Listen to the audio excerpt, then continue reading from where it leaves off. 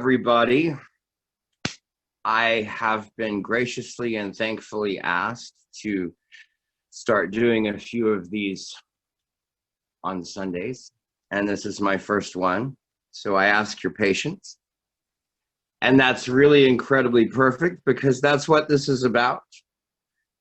A combination of two things: being aware and patience.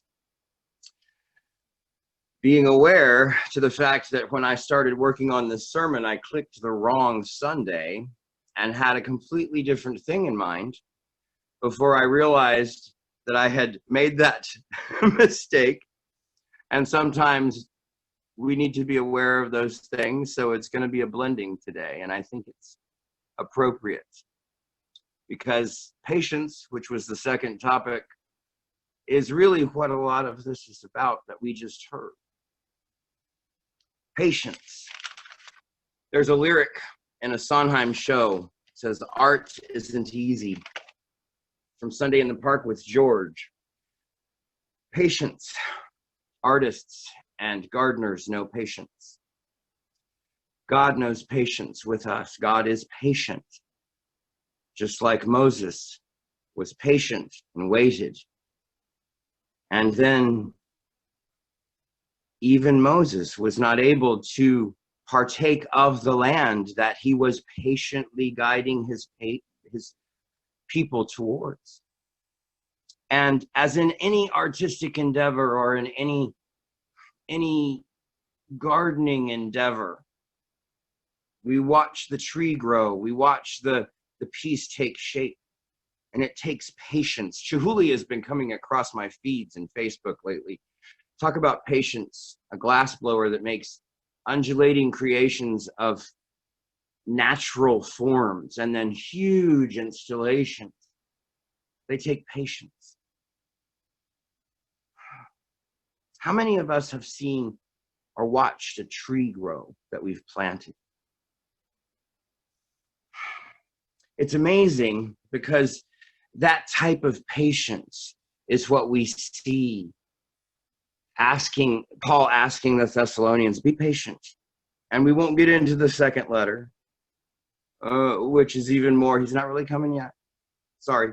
The first letter says, he's coming, be patient. And then I thought to myself, started looking up how long was it from the time that Christ's resurrection happened to the time that he was writing this letter to be patient.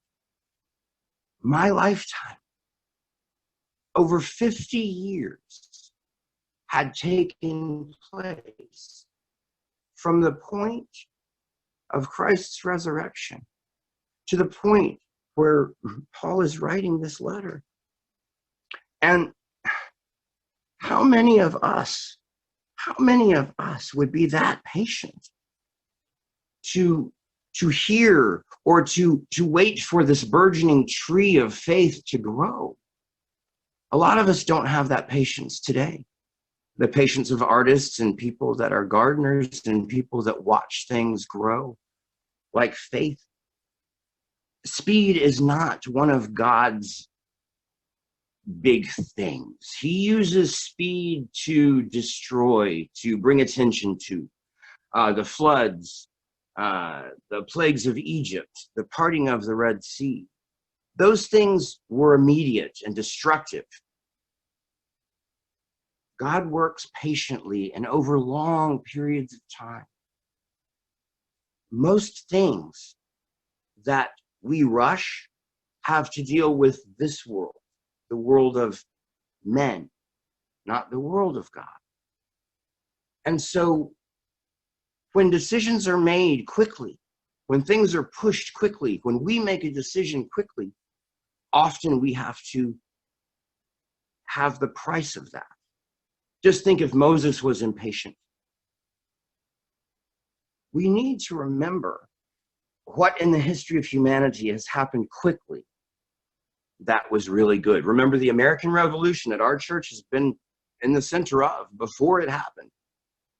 The revolution took 8 years to come to fruition. And What I want you to know is that God is always working. And that's what Paul's letter is about. It's about patience. It's reminding you that Moses did not get to partake in the land that he patiently led his people toward.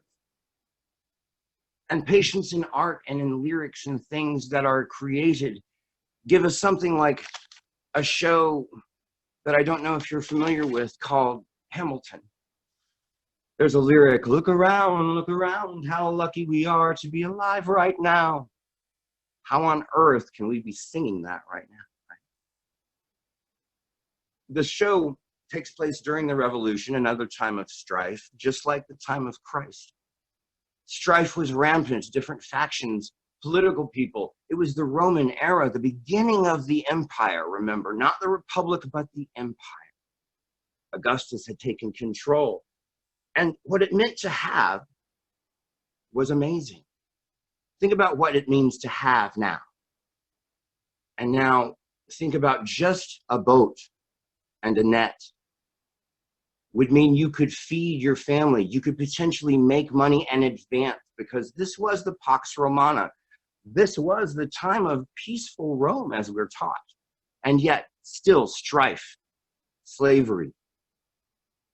All of this was the time that Christ came up with his message, his good news.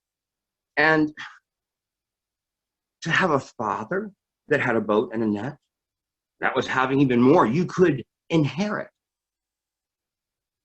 So when Andrew and Simon and John and James, when Christ came to him, came across them and said, follow me, they followed.